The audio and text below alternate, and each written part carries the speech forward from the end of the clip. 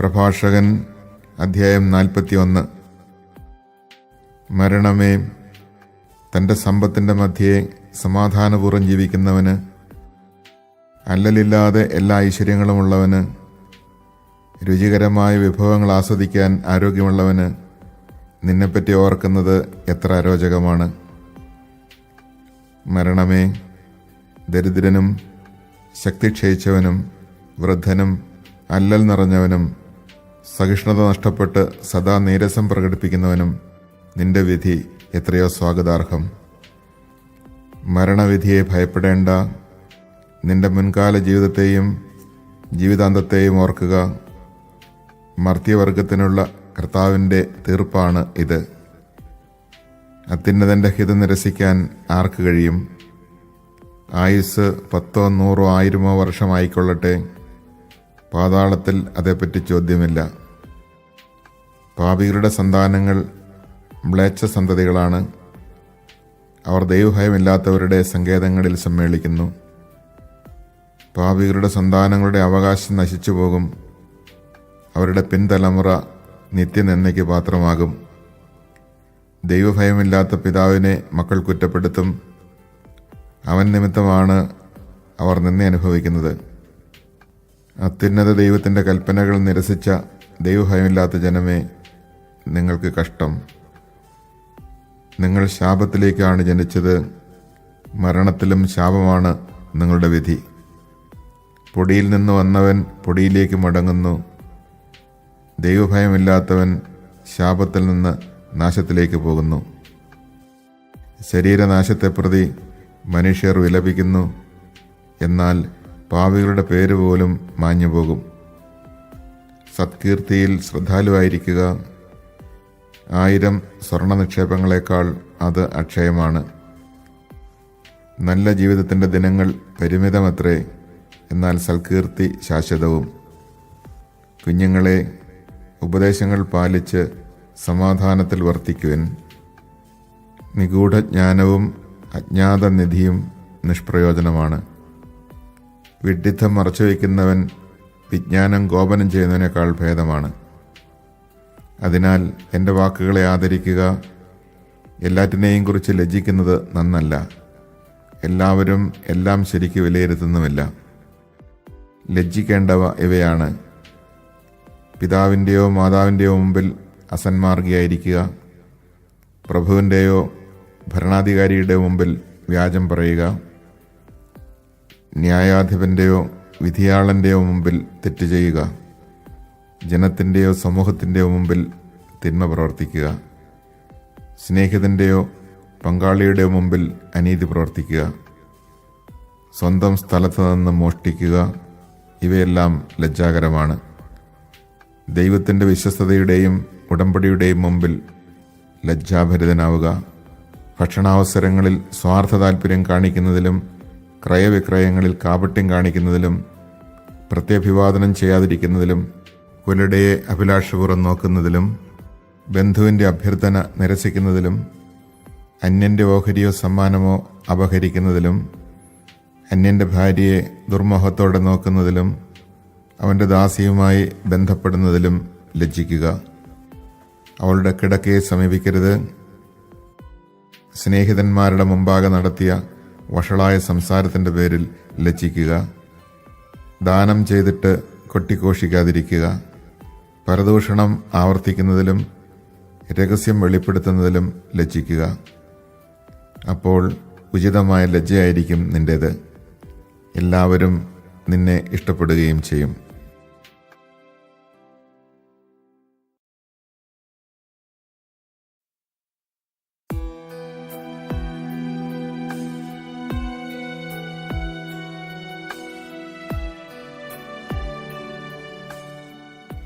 പ്രഭാഷകൻ അധ്യായം 42. താഴെ പറയുന്ന കാര്യങ്ങളിൽ നീ ലജ്ജിക്കുകയോ മറ്റുള്ളവരെ ഭയന്ന് പാപം ചെയ്യുകയോ അരുത്. അത്യുന്നതൻ്റെ നിയമം, അവിടുത്തെ ഉടമ്പടി, അപരാധനെ കുറ്റം വിധിക്കുക. പങ്കാളിയും സഹയാത്രികനുമായി കണക്ക് തീർക്കുക. സ്നേഹിതരുടെ പിതൃസ്വത്ത് വിഭജിക്കുക. കൂടുതലോ കുറവോ വരാതെ അളവിലും തൂക്കത്തിലും സൂക്ഷ്മത കാണിക്കുക, കച്ചവടത്തിൽ ലാഭം നേടുക, കുട്ടികൾക്ക് നല്ല ശിക്ഷണം നൽകുക, ദുഷ്ടനായ ദാസന് തക്ക ശിക്ഷ കൊടുക്കുക. ഇവയൊന്നിലും നീ ലജ്ജിക്കേണ്ട. അവിശ്വസ്തയായ ഭാര്യയെ നിലയ്ക്ക് നിർത്തുന്നതും നന്ന്. അനേകർ ഉള്ളിടത്ത് സാധനങ്ങൾ പൂട്ടി സൂക്ഷിക്കുന്നതും നന്ന്. എല്ലാ ഇടപാടുകളിലും കണക്ക് വയ്ക്കണം. ക്രയവിക്രയങ്ങളിൽ രേഖ സൂക്ഷിക്കണം. അജ്ഞനെയോ വിഡ്ഢിയെയോ ചെറുപ്പക്കാരുമായി ശണ്ട കൂടുന്ന വൃദ്ധനെയോ ഉപദേശിക്കുന്നതിൽ ലജ്ജിക്കേണ്ട. അപ്പോൾ നീ അറിവുള്ളവനാണെന്ന് വ്യക്തമാവുകയും എല്ലാവരും നിന്നെ അംഗീകരിക്കുകയും ചെയ്യും. മകൾ സ്വയം അറിയാതെ തന്നെ പിതാവിനെ ജാഗരൂകതയുള്ളവനാക്കുന്നു. അവളെക്കുറിച്ചുള്ള വിചാരം അവൻ്റെ നിദ്ര അപഹരിച്ചു കളയുന്നു. യൗവനത്തിൽ അവൾ വിവാഹിതയാകുമോ എന്നും വിവാഹത്തിന് ശേഷം അവൾ ഭർത്താവിന് അഹിതയാകുമോ എന്നും ഓർത്ത് ആകുലനാകുന്നു. കന്യകയായിരിക്കുമ്പോൾ അവൾ കളങ്കിതയും പിതൃഭവനത്തിൽ വെച്ച് ഗർഭിണിയുമാകുമോ എന്ന് ഭയപ്പെടുന്നു. ഭർത്തൃമതിയെങ്കിൽ അവിശ്വസ്തയോ വന്ധ്യയോ ആകുമോ എന്നും ശങ്കിക്കുന്നു.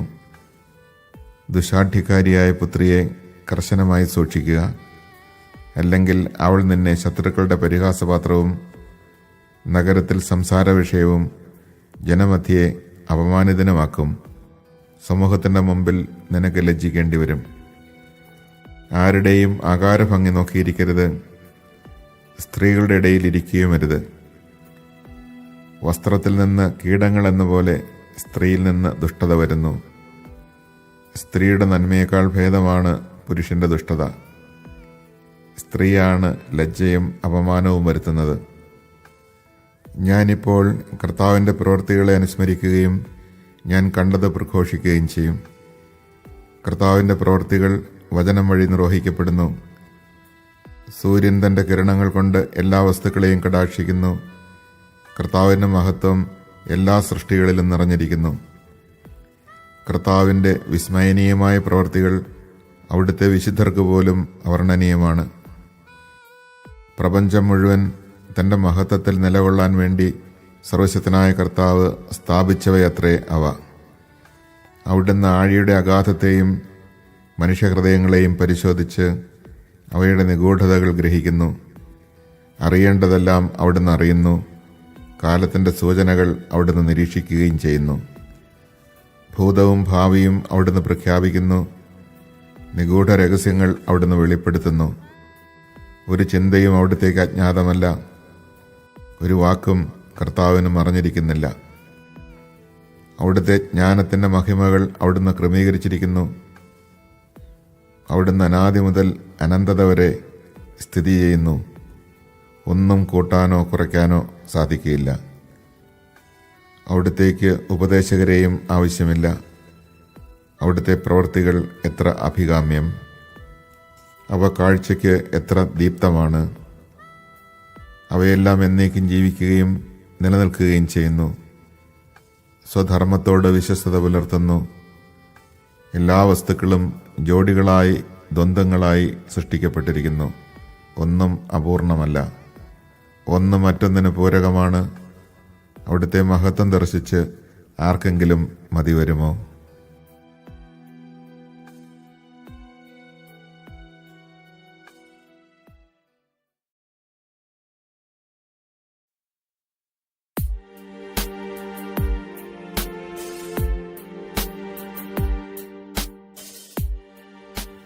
പ്രഭാഷകൻ അധ്യായം 43. തെളിഞ്ഞ ആകാശവിധാനം സ്വർഗീയ ഔന്നത്യത്തിൻ്റെ അഭിമാനമാണ്.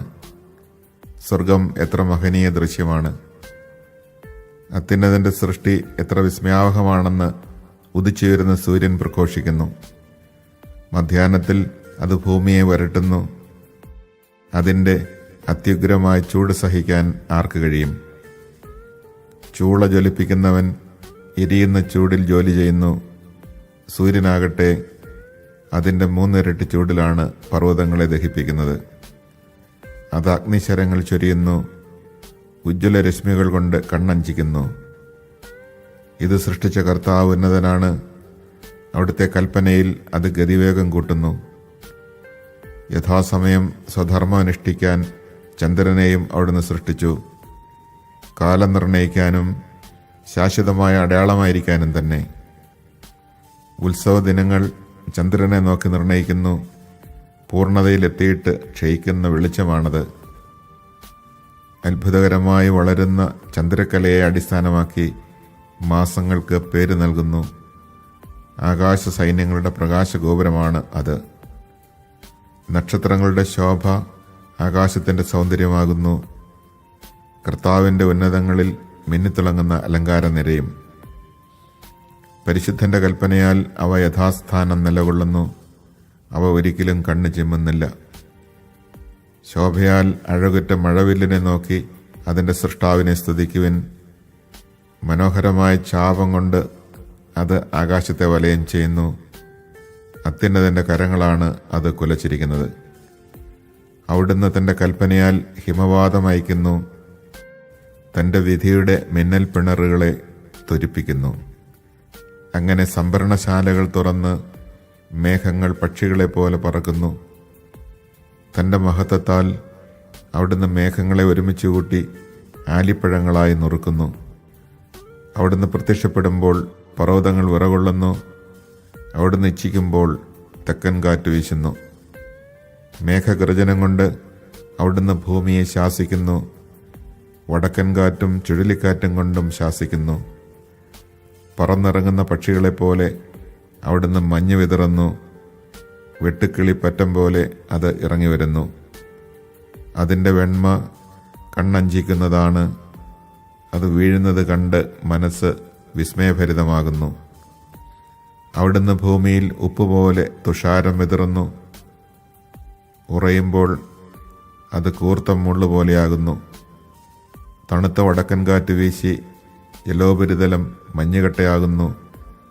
ജലാശയങ്ങളുടെ മുകളിൽ അത് പൊങ്ങിക്കിടക്കുകയും ജലം അതിനെ പടച്ചട്ട പോലെ അണിയുകയും ചെയ്യുന്നു.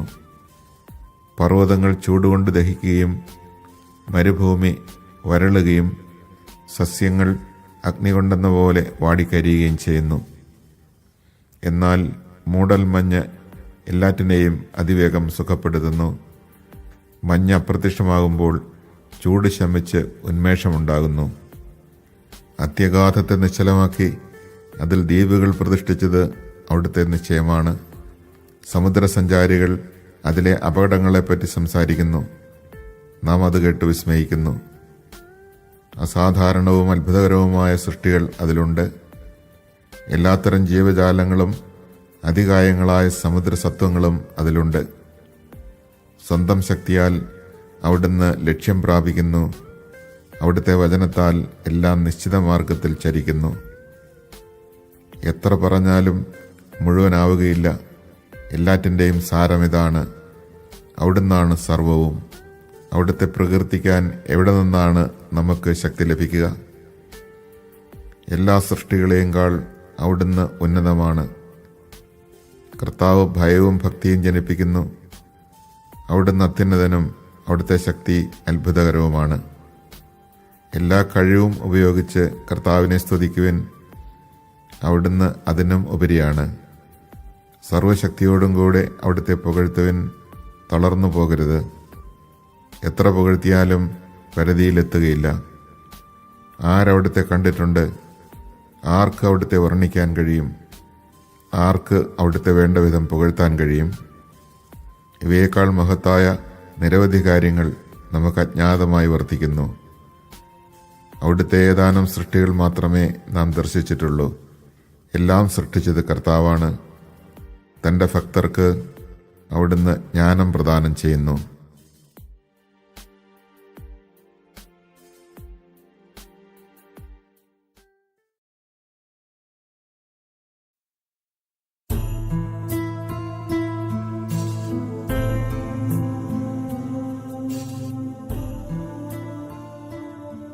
പ്രഭാഷകൻ അധ്യായം 44. നമുക്കിപ്പോൾ മഹത്തുക്കളെയും നമ്മുടെ പൂർവ്വപിതാക്കന്മാരെയും തലമുറക്രമത്തിൽ പ്രകീർത്തിക്കാം.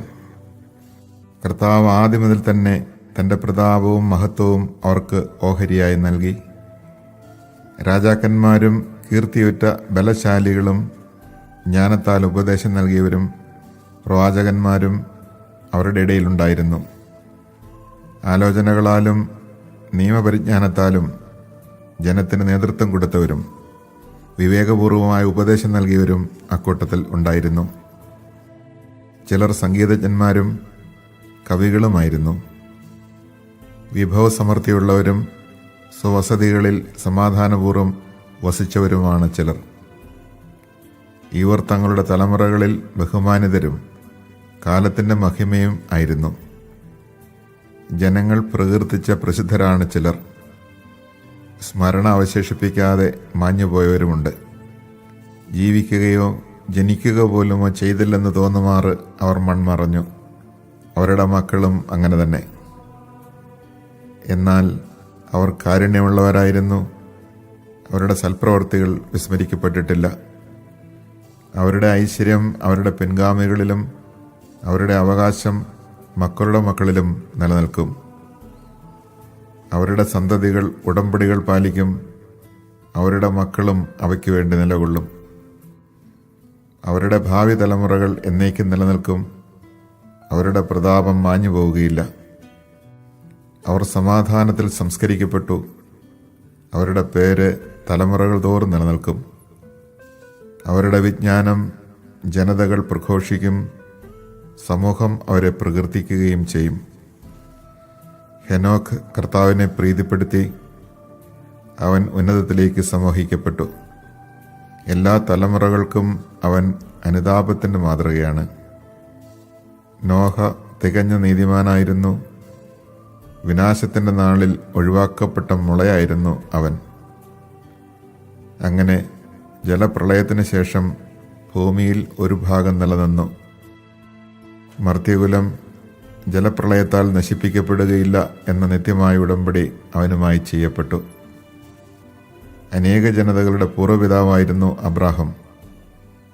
മഹത്വത്തിൽ അവന് സമനായ ആരുമില്ല. അവൻ അത്യുന്നതന്റെ നിയമം പാലിക്കുകയും അവിടുന്ന് അവനുമായി ഉടമ്പടിയിൽ ഏർപ്പെടുകയും ചെയ്തു. അവൻ സ്വശരീരത്തിൽ ഉടമ്പടിയുടെ മുദ്ര പതിച്ചു. പരീക്ഷിക്കപ്പെട്ടപ്പോൾ അവൻ വിശ്വസ്തത തെളിയിച്ചു. അതിനാൽ അവൻ്റെ സന്തതി വഴി ജനതകൾ അനുഗ്രഹിക്കപ്പെടുമെന്ന് കർത്താവ് അവനോട് ശപഥം ചെയ്തു. ഭൂമിയിലെ മണൽത്തരി പോലെ അവനെ വർദ്ധിപ്പിക്കുമെന്നും അവൻ്റെ സന്തതി ആകാശത്തിലെ നക്ഷത്രങ്ങൾ പോലെ പെരുകുമെന്നും അവർ സമുദ്രം മുതൽ സമുദ്രം വരെയും മഹാനദി മുതൽ ഭൂമിയുടെ അതിർത്തികൾ വരെയും അവകാശമാക്കാൻ ഇടവരുത്തുമെന്നും അവന് വാഗ്ദാനം ലഭിച്ചു. ഇസഹാക്കിനും പിതാവായ അബ്രാഹം മൂലം അതേ വാഗ്ദാനം നൽകപ്പെട്ടു. എല്ലാ മനുഷ്യർക്കും വേണ്ടിയുള്ള അനുഗ്രഹവും ഉടമ്പടിയും യാക്കോബിൻ്റെ ശിരസിൽ അവിടുന്ന് വെച്ചു. അവിടുന്ന് അവനെ അംഗീകരിച്ച് പൈതൃകാവകാശം നൽകി. അവിടുന്ന് ഓഹരി നിശ്ചയിച്ച് അത് 12 ഗോത്രങ്ങൾക്കായി ഭാഗിച്ചു കൊടുത്തു.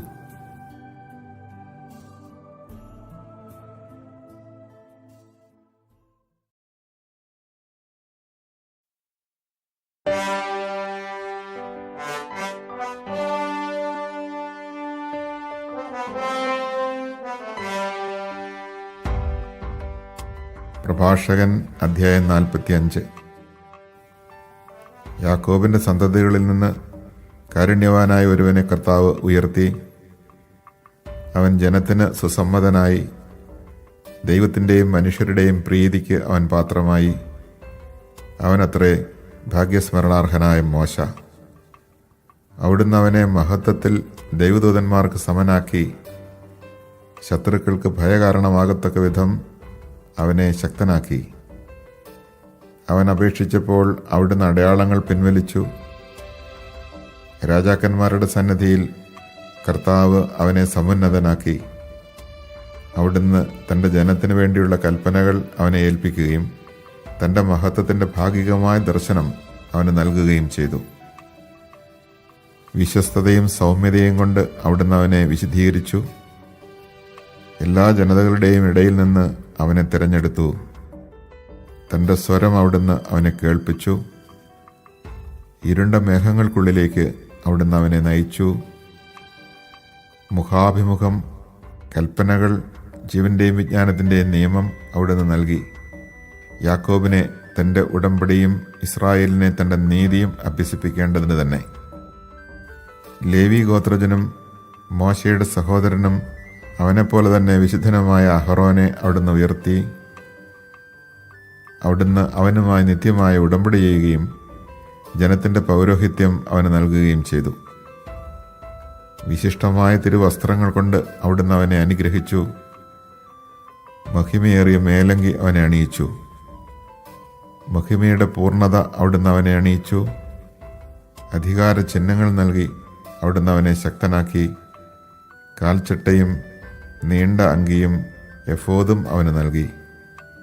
അങ്കിക്ക് ചുറ്റും മാതള നാരങ്ങയും ദേവാലയത്തിൽ തൻ്റെ ആഗമനത്തെ അറിയിക്കാൻ നടക്കുമ്പോൾ ശബ്ദമുണ്ടാകുന്ന ധാരാളം സ്വർണ്ണമണികളും തുന്നിച്ചേർത്തു. സ്വർണ്ണ, നീല, ധൂമ്രവർണ്ണം കലർന്ന ചിത്രപ്പണികളോടുകൂടിയ വിശുദ്ധ വസ്ത്രം അവിടുന്ന് അവനെ അണിയിച്ചു. ഉറിയും തുമ്മിയും എന്നിവയും അണിയിച്ചു.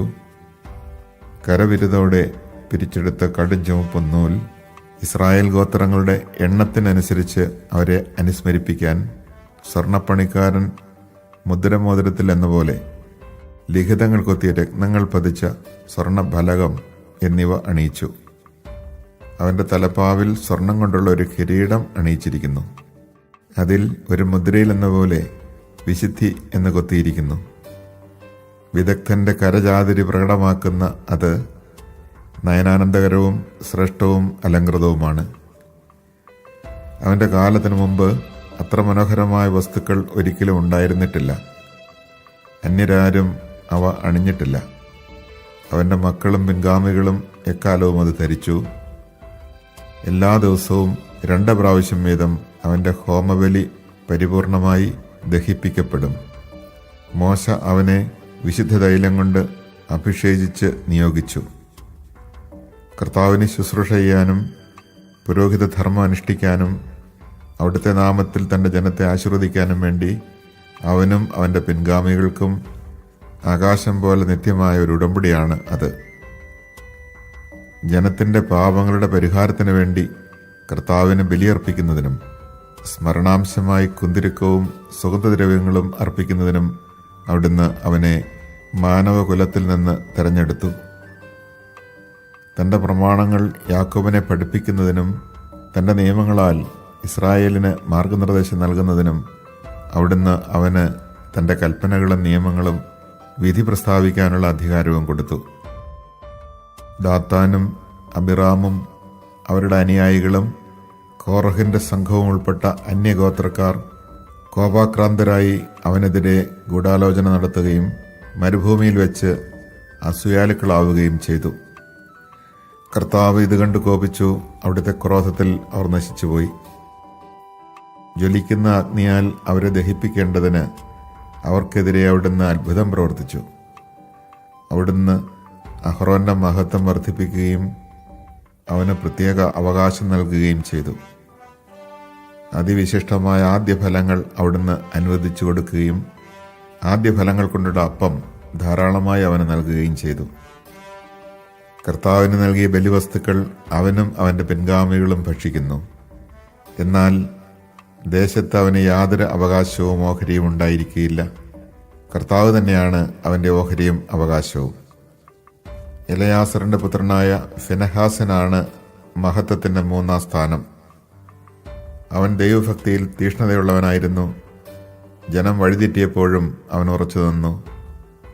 അവൻ ഹൃദയത്തിൻ്റെ കർമ്മോന്മുഖമായ നന്മ കൊണ്ട് ഇസ്രായേലിൻ്റെ പാപങ്ങൾക്ക് പരിഹാരം അനുഷ്ഠിക്കുകയും ചെയ്തു.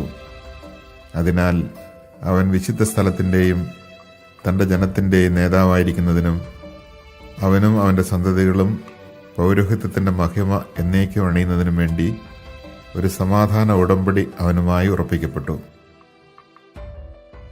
യൂദാഗോത്രജനായ ജസ്സയുടെ പുത്രൻ ദാവീദുമായി ഒരു ഉടമ്പടി ഉറപ്പിക്കപ്പെട്ടു. രാജാവിൻ്റെ പിന്തുടർച്ചാവകാശം അവൻ്റെ സന്തതികൾക്ക് മാത്രമായിരിക്കുന്നത് പോലെ അഹ്റോന്റെ പിന്തുടർച്ചാവകാശം അവൻ്റെ സന്തതികൾക്കാണ്. തൻ്റെ ജനത്തെ നീതിപൂർവ്വം വിധിക്കുന്നതിന് കർത്താവ് നിന്റെ ഹൃദയത്തെ ജ്ഞാനം കൊണ്ട് നിറയ്ക്കട്ടെ. അങ്ങനെ അവരുടെ ഐശ്വര്യം നശിക്കാതിരിക്കുകയും മഹത്വം തലമുറകൾ തോറും നിലനിൽക്കുകയും ചെയ്യട്ടെ.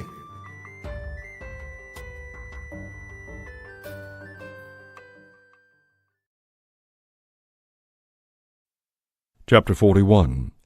O death, how bitter the thought of you, for the man at peace amid his possessions, for the man unruffled and always successful, who still can enjoy life's pleasures.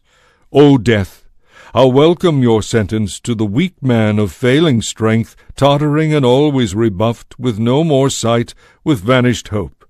Fear not death's decree for you. Remember it embraces those before you and those after. Thus God has ordained for all flesh. Why then should you reject the will of the Most High? Whether one has lived 1,000 years, 100, or 10, in the netherworld he has no claim on life. A reprobate line are the children of sinners, and witless offspring are in the homes of the wicked. Their dominion is lost to sinners' children, and reproach abides with their descendants. Children curse their wicked father, for they suffer disgrace through him. Woe to you, O sinful men, who forsake the law of the Most High! If you have children, calamity will seize them. You will beget them only for groaning. When you stumble, there is lasting joy. At death you become a curse. Whatever is of naught returns to naught, so too the godless from void to void. Man's body is a fleeting thing, but a virtuous name will never be annihilated. Have a care for your name, for it will stand by you better than precious treasures in the thousands. The boon of life is for limited days, but a good name for days without number. My children, heed my instruction about shame. Judge of disgrace only according to my rules, for it is not always well to be ashamed, nor is it always the proper thing to blush. Before father and mother be ashamed of immorality, before master and mistress of falsehood, before prince and ruler of flattery, before the public assembly of crime, before friend and companion of disloyalty, and of breaking an oath or agreement. Be ashamed of theft from the people where you settle, and of stretching out your elbow when you dine, of refusing to give when asked, of defrauding another of his appointed share, of failing to return a greeting, and of rebuffing a friend, of gazing at a married woman, and of entertaining thoughts about another's wife, of trifling with a servant girl you have, and of violating her couch, of using harsh words with friends, and of following up your gifts with insults, of repeating what you hear, and of betraying secrets. These are the things you should rightly avoid as shameful, if you would be looked upon by everyone with favor. Chapter 42. But of these things be not ashamed, lest you sin through human respect. Of the law of the Most High and his precepts, or of the sentence to be passed upon the sinful, of sharing the expenses of a business or a journey, or of dividing an inheritance or property, of accuracy of scales and balances, or of tested measures and weights, of acquiring much or little, or of bargaining and dealing with a merchant, of constant training of children, or of beating the sides of a disloyal servant, of a seal to keep an erring wife at home, or of a lock placed where there are many hands, of numbering every deposit, or of recording all that is given or received, of chastisement of the silly and the foolish, or of the aged and infirm answering for wanton conduct. Thus you will be truly cautious, and recognized by all men as discreet. A daughter is a treasure that keeps her father wakeful, and worry over her drives away rest. Lest she pass her prime unmarried, or when she is married, lest she be disliked, while unmarried, lest she be seduced, or as a wife, lest she prove unfaithful, lest she conceive in her father's home, or be sterile in that of her husband. Keep a close watch on your daughter, lest she make you the sport of your enemies, a byword in the city, a reproach among the people, an object of derision in public gatherings. See that there is no lattice in her room, no place that overlooks the approaches to the house. Let her not parade her charms before men, or spend her time with married women. For just as moths come from garments, so harm to women comes from women. Better a man's harshness than a woman's indulgence, and a frightened daughter than any disgrace. Now will I recall God's works, what I have seen I will describe.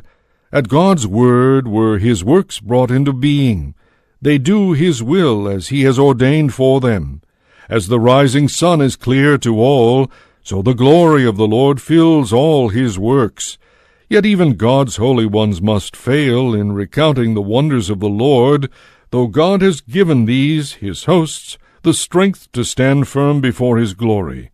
He plumbs the depths and penetrates the heart, their innermost being he understands. The Most High possesses all knowledge, and sees from of old the things that are to come. He makes known the past and the future, and reveals the deepest secrets. No understanding does he lack, no single thing escapes him. Perennial is his almighty wisdom, he is from all eternity one and the same, with nothing added, nothing taken away, no need of a counselor for him. How beautiful are all his works, even to the spark and fleeting vision. The universe lives and abides forever, to meet each need, each creature is preserved. All of them differ one from another, yet none of them has he made in vain, for each in turn, as it comes, is good. Can one ever see enough of their splendor? Chapter 43. The clear vault of the sky shines forth like heaven itself, a vision of glory. The orb of the sun, resplendent at its rising, what a wonderful work of the Most High! At noon it seethes the surface of the earth, and who can bear its fiery heat? Like a blazing furnace of solid metal, it sets the mountains aflame with its rays. By its fiery darts the land is consumed, the eyes are dazzled by its light. Great indeed is the Lord who made it, at whose orders it urges on its steeds. The moon, too, that marks the changing times, governing the seasons, their lasting sign, by which we know the feast days and fixed dates, this light-giver, which wanes in its course. As its name says, each month it renews itself. How wondrous in this change! The beauty, the glory of the heavens are the stars, that adorn with their sparkling the heights of God, at whose command they keep their place and never relax in their vigils. A weapon against the floodwaters stored on high, lighting up the firmament by its brilliance. Behold the rainbow! Then bless its Maker, for majestic indeed is its splendor. It spans the heavens with its glory, this bow bent by the mighty hand of God. His rebuke marks out the path for the lightning, and speeds the arrows of his judgment to their goal. At it the storehouse is opened, and like vultures the clouds hurry forth. In his majesty he gives the storm its power, and breaks off the hailstones. The thunder of his voice makes the earth writhe, before his might the mountains quake. A word from him drives on the south wind, the angry north wind, the hurricane and the storm. He sprinkles the snow like fluttering birds. It comes to settle like swarms of locusts. Its shining whiteness blinds the eyes. The mind is baffled by its steady fall. He scatters frost like so much salt. It shines like blossoms on the thorn bush. Cold northern blasts he sends that turn the ponds to lumps of ice. He freezes over every body of water, and clothes each pool with a coat of mail. When the mountain growth is scorched with heat, and the flowering plains as though by flames, the dripping clouds restore them all, and the scattered dew enriches the parched land. His is the plan that calms the deep and plants the islands in the sea. Those who go down to the sea tell part of its story, and when we hear them we are thunderstruck. In it are his creatures, stupendous, amazing, all kinds of life, and the monsters of the deep. For him each messenger succeeds, and at his bidding accomplishes his will. More than this we need not add. Let the last word be, He is all in all. Let us praise Him the more, since we cannot fathom Him, for greater is He than all His works. Awful indeed is the Lord's majesty, and wonderful is His power. Lift up your voices to glorify the Lord, though He is still beyond your power to praise. Extol Him with renewed strength, and weary not, though you cannot reach the end. For who can see Him and describe Him, or who can praise Him as He is? Beyond these many things lie hid, only a few of His works have we seen. It is the Lord who has made all things, and to those who fear Him He gives wisdom. Chapter 44. Now will I praise those godly men, our ancestors, each in his own time, the abounding glory of the Most High's portion, His own part, since the days of old, subduers of the land in kingly fashion, men of renown for their might, or counselors in their prudence, or seers of all things in prophecy, resolute princes of the folk, and governors with their staves, authors skilled in composition, and forgers of epigrams with their spikes, composers of melodious psalms, or discourses on lyric themes, stalwart men, solidly established and at peace in their own estates. All these were glorious in their time, each illustrious in his day. Some of them have left behind a name, and men recount their praiseworthy deeds. But of others there is no memory, for when they ceased, and they are as though they had not lived, they and their children after them. Yet these also were godly men whose virtues have not been forgotten. Their wealth remains in their families, their heritage with their descendants. Through God's covenant with them their family endures, their posterity for their sake. And for all time their progeny will endure, their glory will never be blotted out. Their bodies are peacefully laid away, but their name lives on and on. At gatherings their wisdom is retold, and the assembly proclaims their praise.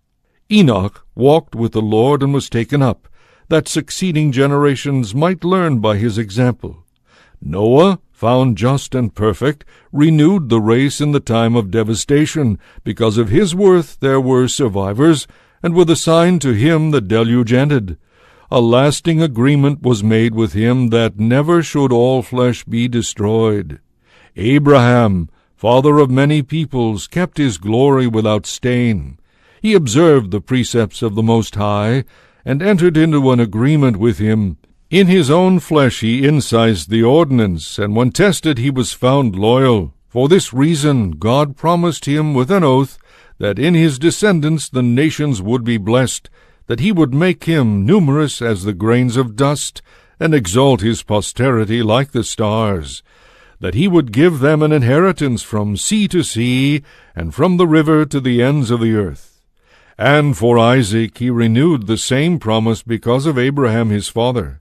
The covenant with all his forebears was confirmed, and the blessing rested upon the head of Jacob. God acknowledged him as the firstborn, and gave him his inheritance. He fixed the boundaries for his tribes, and their division into 12. Chapter 45. From him was to spring the man, who won the favor of all. Dear to God and men, Moses, whose memory is held in benediction. God's honor devolved upon him, and the Lord strengthened him with fearful powers. God wrought swift miracles at his words, and sustained him in the king's presence. He gave him the commandments for his people, and revealed to him his glory. For his trustworthiness and meekness God selected him from all mankind. He permitted him to hear his voice, and led him into the cloud, where, face to face, he gave him the commandments, the law of life and understanding, that he might teach his precepts to Jacob, his judgments and decrees to Israel. He raised up also, like Moses in holiness, his brother Aaron of the tribe of Levi. He made him perpetual in his office, when he bestowed on him the priesthood of his people. He established him in honor, and crowned him with lofty majesty. He clothed him with splendid apparel, and adorned him with the glorious vestments, breeches and tunic and robe with pomegranates around the hem, and a rustle of bells round about, through whose pleasing sound at each step he would be heard within the sanctuary, and the children of his race would be remembered. The sacred vestments of gold, of violet, and of crimson, wrought with embroidery, the breastpiece for decision, the ephod and cincture, with scarlet yarn, the work of the weaver, precious stones with seal engravings in golden settings, the work of the jeweler, to commemorate in incised letters each of the tribes of Israel. On his turban the diadem of gold, its plate wrought with the insignia of holiness. Majestic, glorious, renowned for splendor, a delight to the eyes, beauty supreme. Before him no one was adorned with these, nor may they ever be worn by any except his sons and them alone, generation after generation for all time. His cereal offering is wholly burnt with the established sacrifice twice each day. For Moses ordained him and anointed him with the holy oil, in a lasting covenant with him and with his family, as permanent as the heavens, that he should serve God in his priesthood and bless his people in his name. He chose him from all mankind to offer holocausts and choice offerings, to burn sacrifices of sweet odor for a memorial, and to atone for the people of Israel. He gave to him his laws, and authority to prescribe and to judge, to teach the precepts to his people, and the ritual to the descendants of Israel. Men of other families were inflamed against him, were jealous of him in the desert, the followers of Dathan and Abiram, and the band of Korah in their defiance. But the Lord saw this and became angry. He destroyed them in his burning wrath. He brought down upon them a miracle, and consumed them with his flaming fire. Then he increased the glory of Aaron, and bestowed upon him his inheritance. The sacred offerings he allotted to him, with the showbread as his portion. The oblations of the Lord are his food, a gift to him and his descendants. But he holds no land among the people, nor shares with them their heritage, for the Lord himself is his portion, his inheritance in the midst of Israel.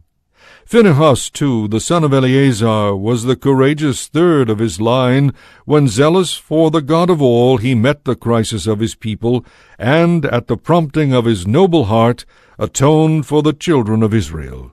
Therefore on him again God conferred the right, in a covenant of friendship, to provide for the sanctuary, so that he and his descendants should possess the high priesthood forever.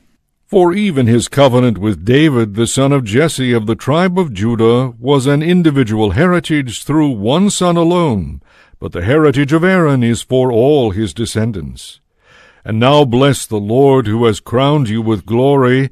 May he grant you wisdom of heart to govern his people in justice, lest their welfare should ever be forgotten, or your authority through all time.